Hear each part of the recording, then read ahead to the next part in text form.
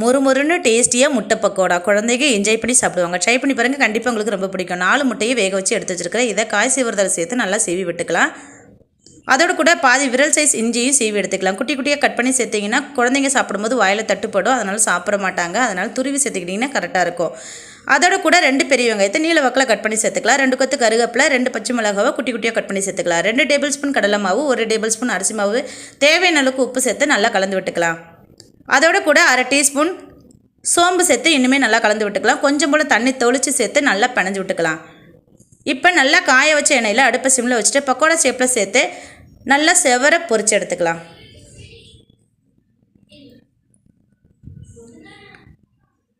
அவ்வளோதான், மொறுமொறுன்னு கிறிஸ்பியாக நம்மளுடைய முட்டை பக்கோடா ரெடி ஆகிடுச்சு. குழந்தைங்கள்ட்ட கொடுங்க, என்ஜாய் பண்ணி சாப்பிடுவாங்க. ட்ரை பண்ணி பாருங்கள், கண்டிப்பாக உங்களுக்குமே ரொம்ப பிடிக்கும். இந்த பதிவு பிடிச்சிருந்தா நம்ம சேனலில் சப்ஸ்கிரைப் பண்ணி லைக் பண்ணி சப்போர்ட் பண்ணுங்கள். மறக்காமல் ஷேர் பண்ணுங்கள். ஓகே, பாய்.